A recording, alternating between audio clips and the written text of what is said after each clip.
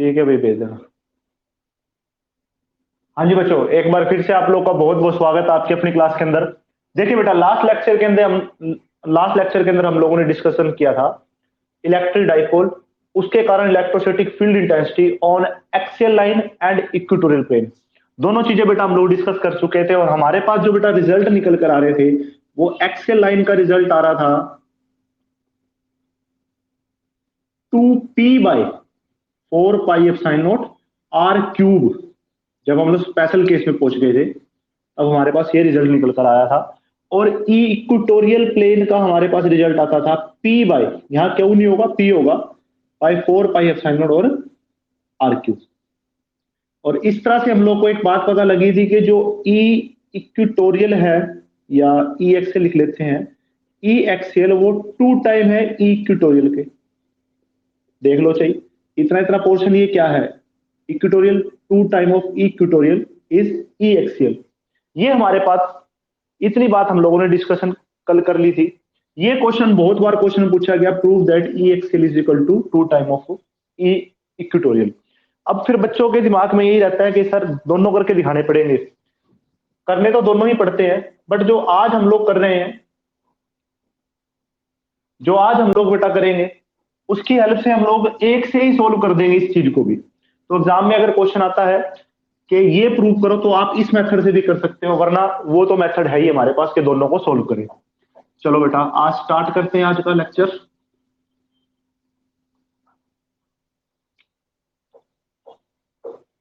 Electrostatic field intensity due to an electric dipole on general point. General मतलब कोई भी point आ जाए, चाहे एक्सेल हो, इक्वेटोरियल हो, या दोनों ही ना हो, तब हम लोग ऐसे करेंगे। वही मेथड बेटा हम लोग कंसीडर कर लेते हैं एक इलेक्ट्रिक डाइपोल जो कि बना हुआ है -q और +q चार्ज से, ठीक है। और दोनों के बीच की बेटा सेपरेशन ली हम लोगों ने 2a। O is the centre of dipole, तो इस कारण हमारे पास AO हो जाता था स्मॉल a, और OB भी हो जाता था स्मॉल a। जिन बच्चों ने पीछे वाले लेक्चर नहीं देखे तो पहले रिकॉर्डिंग वीडियो या यूट्यूब पे जाके लेक्चर देखे। अब हम मान लेते हैं कि ना तो एक्सेल पे है पॉइंट, ना ही इक्वेटोरियल पे पॉइंट, यहां भी हो सकता है, इधर इधर इधर इधर इधर कहीं भी हो सकता है। मैं मान लेता हूं पॉइंट को यहां, ना एक्सेल पे ना इक्वेटोरियल पे। उसकी सेंटर से दूरी मान लेते हैं बेटा r है, ठीक है। तो देखते हैं, ना तो एक्सेल पे है ना इक्वेटोरियल पे है, यहां फील्ड कितनी आएगी, ठीक है। पहले कुछ शब्दों को लिख लेते हैं। Let us consider N electric dipole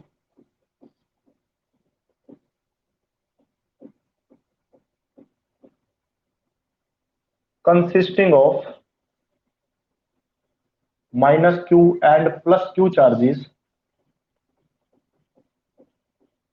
separated by small distance 2a. If O is the center of dipole, then AO is equal to A, OB is equal to A, ठीक है। आप ठीक है, पीछे थ्योरी लिखवा रखी है, उस थ्योरी को भी लिख सकते हो, इसको भी लिख सकते हो, कोई दिक्कत नहीं है, ठीक है। वी हैव टू कैलकुलेट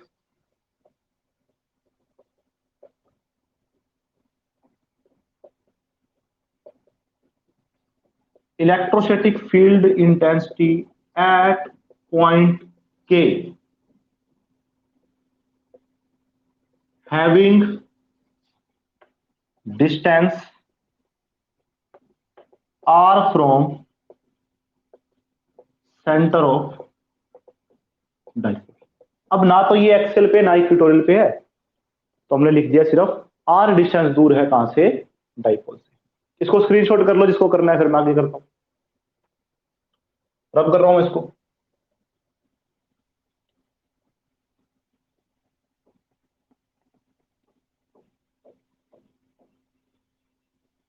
देखो बेटा एक बात देखो, हम लोगों ने डिस्कस किया था कि डाइपोल मूवमेंट वेक्टर किसके बराबर होता है, आइदर चार्ज का मैग्नीट्यूड इनटू में 2a, और पी से करते थे डिनोट, डायरेक्शन होती थी माइनस से प्लस की तरफ।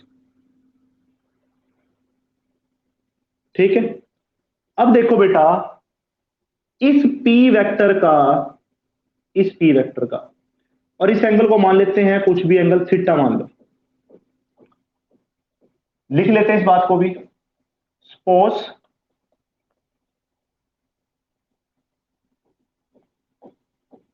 Angle between A B and OK is theta. ठीक है, ओ से के तक पी मान लो, पी मानना तो के मान लो, जो मानना वो मान लो, ए बी और के बीच में एंगल कितना है, थीटा। तो अब बेटा ये देखो कि पी वेक्टर का थीटा की तरफ कंपोनेंट क्या आएगा, P cos theta. P vector direction क्या थी, माइनस ए प्लस क्यू की तरफ, और पी वेक्टर का थीटा की तरफ कंपोनेंट क्या आ गया, पी कोस, और थीटा से परपेंडिकुलर, परपेंडिकुलर ऐसे बनेगा पी साइन थीटा। ठीक है, suppose angle between A B and OK theta and resolve the, resolve the p vector into p cos theta and p sin theta।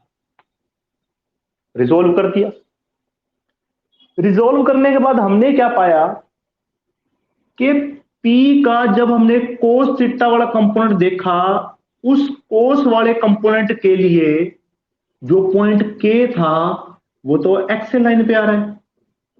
देख लो, ये मान लो 13 था, सपोज कर लेते 13 था, 13 का 7 पार्ट यहां कर दिया, 6 पार्ट यहां कर दिया। अब जो 7 वाला पार्ट आया है उस पार्ट के लिए के पॉइंट इसकी एक्सेल लाइन पे आ रहा है, देखो एक्सेल लाइन पे। We found that point K is on axial line of P cos theta. Point के पी कोस थीटा के एक्सियल लाइन पे है। देन E1 या ई एक्सेल लिखना चाहो लिख दो बेटा। जब हम ई एक्सेल लिखते थे 2p/4 pi epsilon naught are cube. जब पूरा p होता था हमारे पास तब हम p लिखते थे, पूरा 13 होता था तो 13 लिखते थे। अब 7 है तो 7 लिखेंगे। 7 किसको मान रखा है, e cos थीटा को। बाई में क्या आ जाएगा, 4 pi epsilon naught are cube.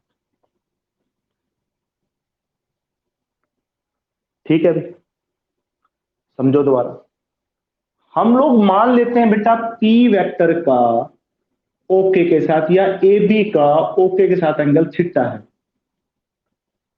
P vector को थीटा की तरफ कंपोनेंट बना दो, पी कोस थीटा, और थीटा से परपेंडिकुलर कंपोनेंट बनाओगे तो वो हो जाएगा पी साइन थीटा। समझने के लिए अपने कन्वीनियंस के लिए हम मान लेते हैं कि पी था 13, उसको बना दिया 7 और 6 में तोड़ दिया। एक हिस्सा तो 7 कर दिया, एक हिस्सा 6 कर दिया। अब 7 वाले हिस्से के एक्सियल लाइन पे आ रहा है के, दिख रहा है आपको, उसकी सीधी रेखा पे आ रहा है। एक्सियल लाइन का फॉर्मूला होता था 2p/4 pi epsilon R cube. तो जब p होता है कोस थीटा है तो p कोस थीटा लिखेंगे। जब p था तो पूरा p लिखते थे, अब p कोस थीटा तो p कोस थीटा लिखेंगे। ये हमारे पास आ गई इक्वेशन फर्स्ट। इसको बेटा हम लोग नाम दे देंगे इक्वेशन ए। ठीक है, इतना नोट कर लो या स्क्रीनशॉट कर लो, आगे चलते हैं।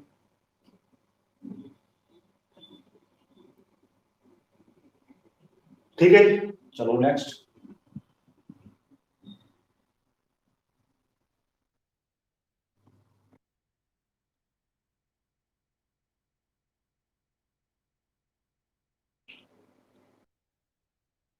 देखो बेटा, पी साइन थीटा वाले कंपोनेंट के लिए के कहां पर आ रहा है? आप कहोगे इक्वेटोरियल प्लेन पे इसके परपेंडिकुलर आ रहा है। इसके तो बेटा ये क्या आ रहा है, परपेंडिकुलर ही आ रहा है।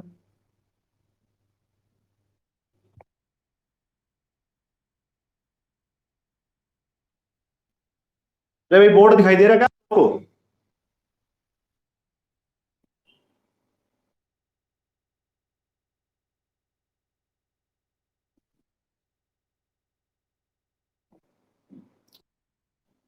एक मिनट बेटा, ये बीच में ना फोन नेटवर्क का दिक्कत हो जाती है। बीच में जो फोन आ जाता है ना, उसके कारण होता है काम खराब। एक मिनट रुको, कर रहा हूं मैं सेट। लग गया बेटा, पता लग गया, नहीं दिख रहा। एक सेकंड रुको।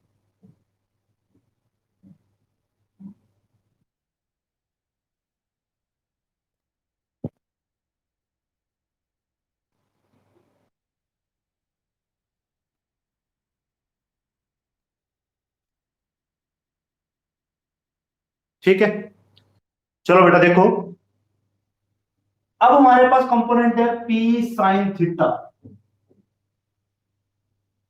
पी साइन, बेटा देखो एक मिनट पहले मेरे को बताओ कि यहां तक समझ में आ गया क्या?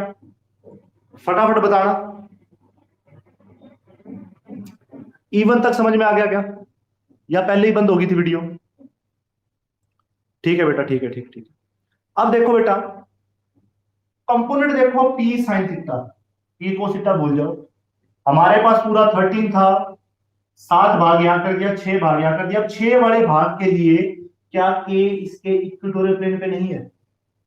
इसके परपेंडिकुलर नहीं है। देखो ये परपेंडिकुलर है,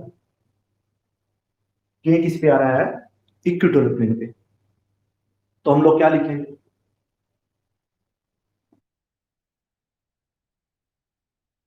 for component E sine point K is on equatorial plane, so electrostatic field intensity E2 क्या आएगी बेटा?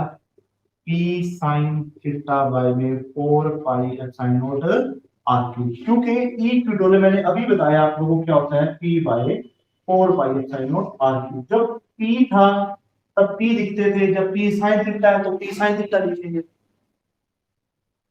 ठीक है, ये हो गई हमारे पास इक्वेशन नंबर। यहां तक तो होगी मैग्नीट्यूड की बात। अब समझो बात को, जब बेटा हम एक्सेल लाइन करते थे, ध्यान दो, एक्सेल लाइन जब हम लोग करते थे तब मैंने लिखा था direction, final direction along BP away from P, बाहर की तरफ डायरेक्शन आती थी, जो कि हमारे पास बड़े की डायरेक्शन होती थी E2 की। तो यहां पर हमारे पास एक्सेल वाली की क्या आ जाएगी, बाहर की तरफ direction.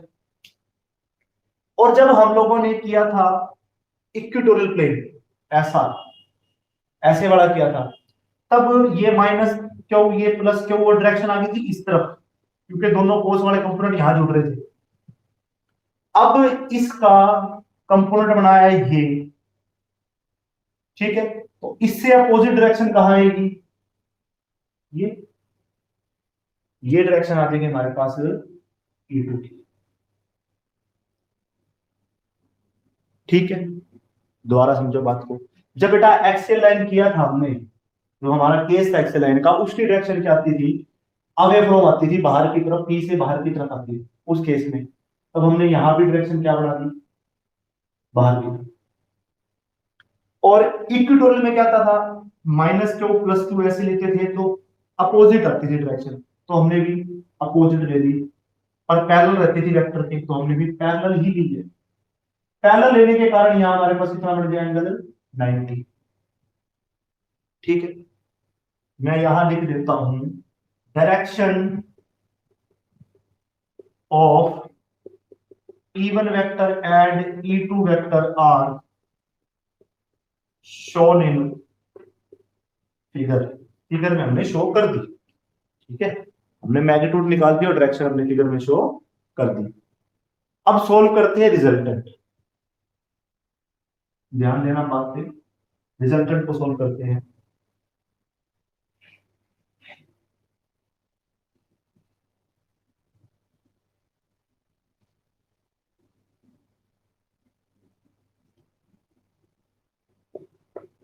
Then resultant electrostatic field intensity at point K. देखो बेटा, दो एडजेसेंट वेक्टर हैं, पैरेललोग्राम यहां लगा देंगे 11th वाला।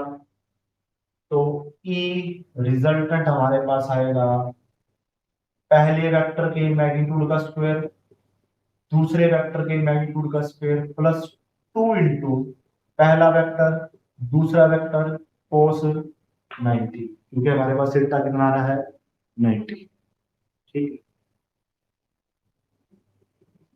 हमारे पास कितना आ जाएगा E1 का स्क्वायर E2 का स्क्वायर 2 इंटू कोस 90 0। खत्म हो गया देगा काम। तो E1 E2 की वैल्यू आप लोगों को पता है, यूजिंग 1 2 नाम दिया था क्या इन, सही देख लेना, जो भी नाम दिया था आप वो लिख दो। तो हमारे पास ई रिजल्टेंट बेटा कितना आ जाएगा under the root of E1, E1 था 2p cos थीटा बाय में 4 pi epsilon naught r cube का स्क्वायर। चेक कर लो, ये था। E2 था हमारे पास p sin theta by 4 pi epsilon naught r cube और उसका करना हमको स्क्वायर।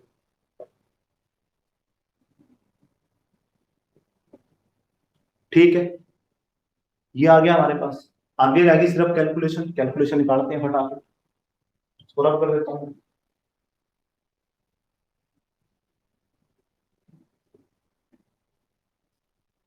ई आर हमारे पास आ गया अंडर द रूट। अच्छा एक बात देखो, P square 4 pi epsilon R cube का स्क्वायर यहां पर भी है यहां पर भी है। कॉमन निकाल के ऐसे लिख सकता हूं क्या, P by 4 pi epsilon R cube का स्क्वायर, अंदर बच जाएगा हमारे पास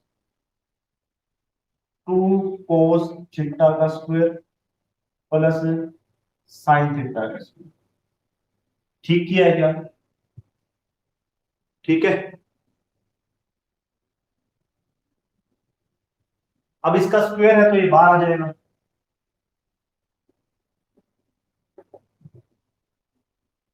P by 4 pi epsilon R cube root से बाहर आ गया, अंदर हमारे पास बच गया,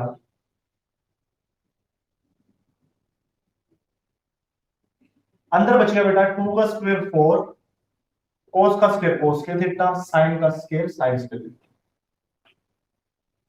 ये बच गया।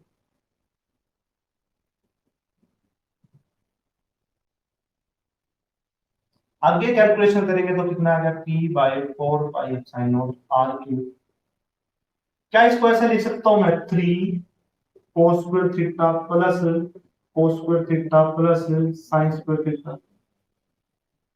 4 कोस स्क्वायर थीटा को मैंने 3 cos square theta plus 1 cos square theta लिख दिया। लिख सकते हैं, क्योंकि हमारे पास साइंस के थीटा प्लस कोस के थीटा क्या बन जाएगा 1। P by 4 pi epsilon naught are cube 3 cos square theta plus 1 हमारे पास आ गया ई रिजल्टेंट। ये आ गया हमारे पास फाइनल आंसर। कभी भी किसी भी आंसर को मानना नहीं होता, क्योंकि आ गया तो चलो ठीक है बस कर दिया खत्म हो गया। देखो क्या सही आया भी है या नहीं, चेक इट, चेक करते हैं इसको। वेरिफिकेशन,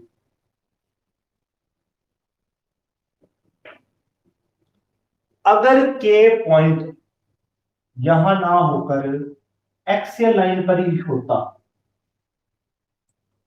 यहां ना होकर एक्सियल लाइन पर ही होता तो थीटा 0 होता, क्योंकि ये एक्सियल पे आने के लिए थीटा को 0 होना पड़ेगा।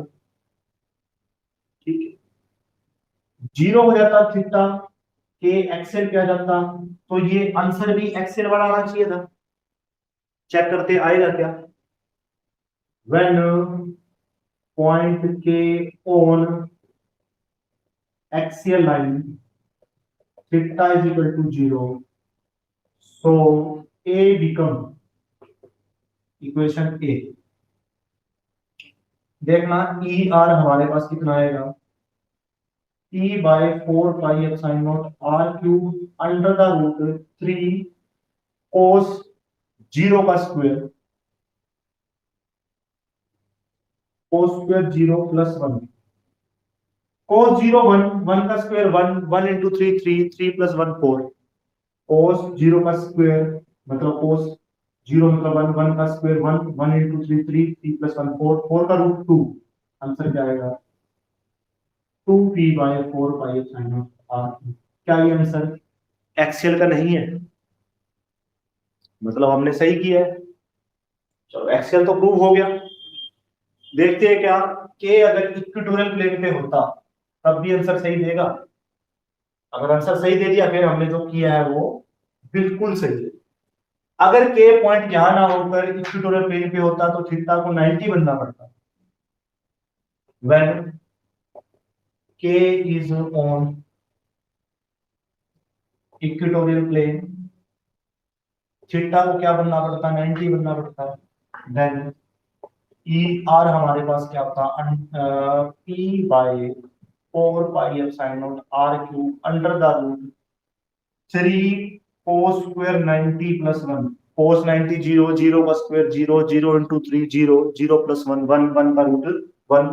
तो हमारे पास आंसर क्या निकल जाता, आंसर निकल के आता इक्वेटोरियल वाला P by 4 pi epsilon naught R cube. और यहाँ हमारे पास क्या निकल के आ रहा था, ई एक्सेल वाला। ठीक है, आप इस तरह से सॉल्व करके ई इक्वेटोरियल और ई एक्सेल निकालकर आप प्रूव कर सकते हो कि जो हमारे पास ई एक्सेल आता है वो 2 टाइम आता है इक्वेटोरियल।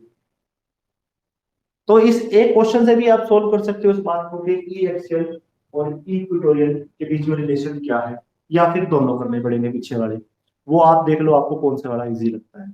ठीक है, अभी भी आंसर को नहीं मानना आप लोगों ने। अब देखो मैंने के कहा माना है, ठीक है, आप लोग कहीं और मानकर क्वेश्चन को करके देखना क्या आंसर हमारे पास P by 4 pi epsilon naught R cube under the root 3 cos square theta plus 1 आता है या नहीं। ठीक है, ये आप लोगों के ऊपर है, आप अपनी वेरिफिकेशन करो कि क्या जो मैंने आपको करवाया है वो सच में ऐसा ही होगा या कि वहां मानना तो ऐसा होगा, आप कहीं और मान के देखो देखो। ठीक है, तो ये था बेटा जनरल पॉइंट के लिए।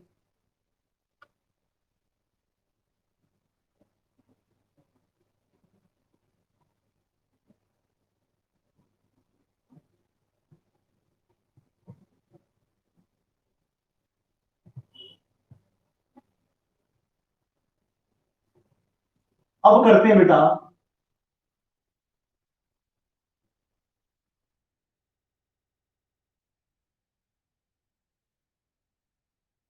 और कौन electric dipole inside uniform electrostatic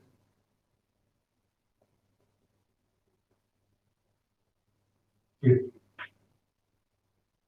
ठीक है,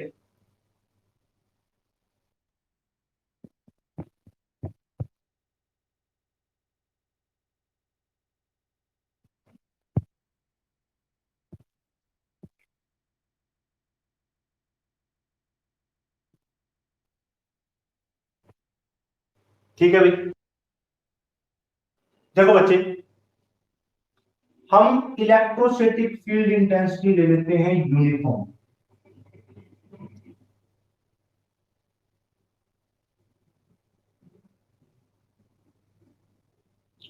उसके अंदर रख देते हैं एक इलेक्ट्रिक डाइपोल को जो बना हुआ है माइनस क्यू और प्लस क्यू चार्ज से, बीच की सेपरेशन है 2a। और इस पे हम लोगों को निकालना है टॉर्क। पहले कुछ थ्योरी की बातें लिख लेते हैं। Let us consider N electric dipole consisting of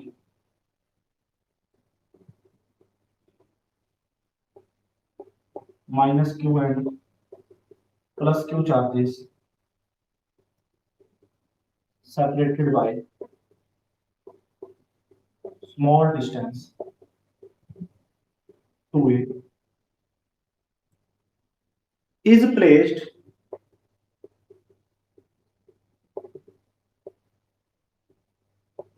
inside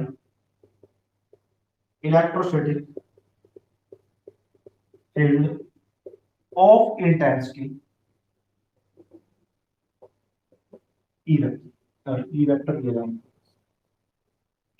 making such that angle between P vector and E vector is theta. P vector direction बेटा कैसी होगी, इधर माइनस से प्लस की तरफ, और E वेक्टर डायरेक्शन ये है, इन दोनों में एंगल कितना है, थीटा। ठीक है, ये बात होगी। इसको कर देंगे रब, फटाफट इससे स्क्रीनशॉट करना कभी।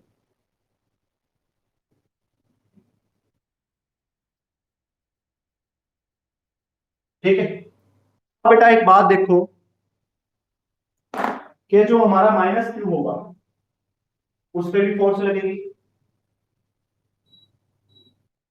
और जो प्लस क्यू होगा उस पर भी फोर्स लगेगी। एक सेकंड रुको।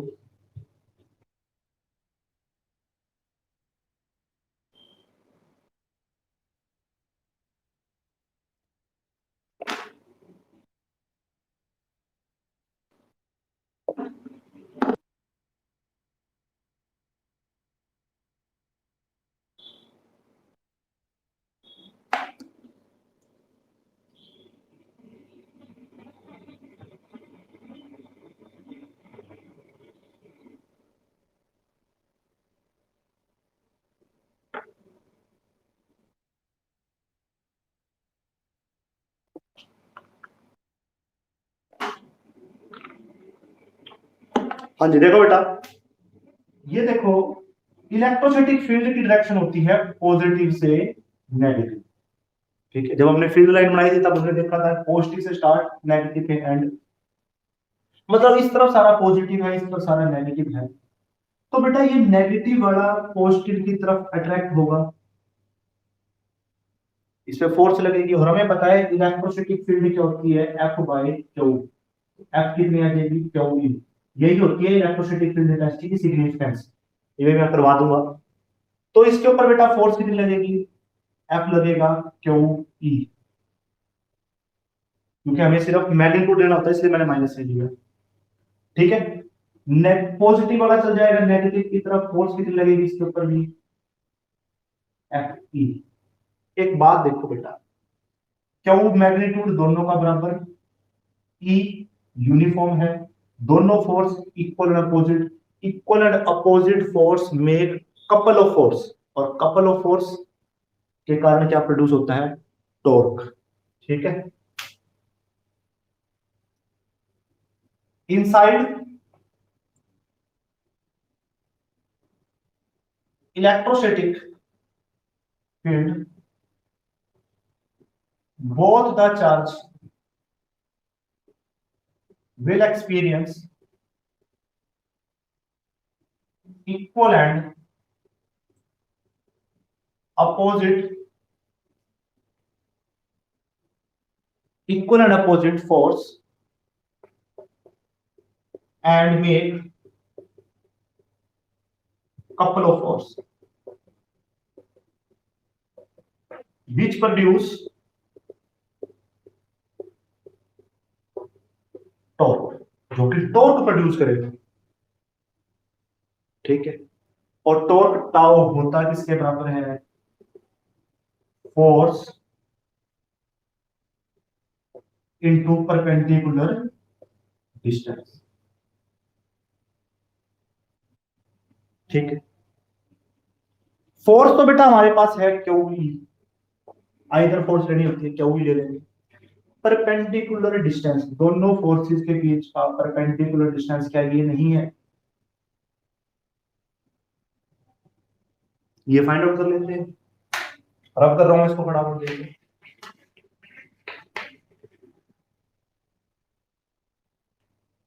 ठीक है जी, तो टाउ किसके बराबर आ जाएगा, फोर्स तो आ गया क्यू ही। अगर आप इसको ए बी सी नाम दे दो तो परपेंडिकुलर डिस्टेंस आएगा बी सी। ठीक है, from triangle A B C, BC को ए बी की फॉर्म में निकालना है, परपेंडिकुलर को हाइपोटेन्यूज की फॉर्म में निकालना है, तो perpendicular by hypotenuse sine theta होता है। Perpendicular by hypotenuse sine theta, BC by A B is equal to sine theta. BC या perpendicular distance is equal to A B sine theta. क्या A B 2a sine theta लिख सकता हूं, क्योंकि A B कितना है 2a। Use कर लेंगे, ये होगी 1, ये होगी 2, जो भी नाम देना चाहते हो दे दो। रब कर रहा हूं उसको मैं, यूजिंग 2 in 1 वी गेट, हमें क्या मिला, टाउ मिल गया जी, Q E 2a sine theta. बेटा क्यू इंटू 2a क्या आएगा, क्यू इंटू 2a आप कहोगे जी पी आएगा, पी साइन थीटा, क्योंकि पी किसके बराबर होता है, क्यू इंटू 2a। क्या P वेक्टर क्वांटिटी है, E वेक्टर क्वांटिटी है, vector vector sine theta, vector cross vector निकाल सकते हैं। और डायरेक्शन क्या आएगी, राइट हैंड थंब रूल से, it's direction is perpendicular to plane P vector and E vector calculated by right hand thumb rule. 10वीं में पढ़ा हुआ आप लोगों ने, पहले वेक्टर से दूसरे वेक्टर की तरफ फिंगर्स को घुमाओ, थंब की डायरेक्शन हमें क्या आती है, रिजल्टेंट की डायरेक्शन, जो कि परपेंडिकुलर आती है किस प्लेन के, जिस प्लेन में दो वेक्टर पड़े हुए हैं। ठीक है जी, ये हो गया हमारे पास टॉर्क ऑन इलेक्ट्रिक डाइपोल। ठीक है जी, एक क्वेश्चन पूछा गया था कल के जो लास्ट लेक्चर लगा था, इसको कर लो बेटा जिसने करना है फटाफट से।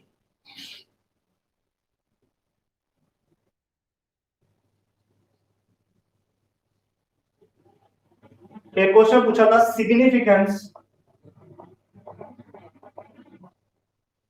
ऑफ इलेक्ट्रिक फील्ड इंटेंसिटी, ये क्वेश्चन पूछा गया। देखो बेटा ध्यान से देखो, बाय डेफिनेशन ई हमारे पास क्या होता है, एफ बाई क्यू, ये पता है हमको। फोर्स पर यूनिट चार्ज हमारे पास क्या होता है, इलेक्ट्रोस्टैटिक फील्ड इंटेंसिटी। ठीक है, वेक्टर में लिखना चाहोगे वेक्टर में लिख लो, कोई दिक्कत नहीं। अब देखो बेटा, अगर क्या था हमारे पास, कोई सोर्स चार्ज था, उसकी ये फील्ड थी, फील्ड के अंदर इस पॉइंट पे अगर फील्ड इंटेंसिटी निकालनी थी तो हमारा एफ बाई क्यू ई के बराबर। ठीक है, अब देखो अगर हमें इस पॉइंट पर इलेक्ट्रोस्टैटिक फील्ड इंटेंसिटी पता है, तो हम चार्ज पे लगने वाले फोर्स को इजीली कैलकुलेट कर सकते हैं। कैसे, एफ क्या लिख देंगे, क्योंकि यही होती है हमारे पास क्या, significance of electrostatic field intensity. क्या चीज, अगर हमें ई की वैल्यू का पता है, चार्ज हमारा है, हमें उसकी फील्ड इंटेंसिटी अगर पता है, तो हम उस पॉइंट पे आने वाले टेस्ट चार्ज के ऊपर लगने वाली फोर्स को इजिली कैलकुलेट कर सकते हैं। ठीक है, लिख देंगे शब्दों में, if we know about electrostatic field intensity at any point, then we can easily calculate the force acting on test charge placed at that point by F equal to QE। ठीक है, डायरेक्शन हमें पता होती थी ई की, कोष्टिका बाहर की तरफ होगी, और जिस डायरेक्शन में कोई चार्ज पार्टिकल मूव करता है उस डायरेक्शन में होती है, तो डायरेक्शन भी पता लग जाएगी, मैग्नीट्यूड भी पता लग जाएगा। ठीक है जी, आज के लिए हम लोग इतना ही करेंगे। जो टेस्ट दिया जाए आप लोगों को टेस्ट जरूर करना है। जो नोटबुक के लिए जिन्होंने नहीं सेंड की वो नोटबुक भी सेंड करो। थैंक यू वेरी मच, मिलते हैं वेडनेसडे वाली क्लास में, तब तक आप इन दोनों टॉपिक को अच्छे से रिवाइज कर लो। इनकी रिकॉर्डिंग वीडियो आप लोग को थोड़ी देर में मिल जाएगी, घंटे 2 घंटे के बाद, वहां से आप लोग दोबारा फिर से रीड आउट कर सकते हो। Thank you very much, have a nice day.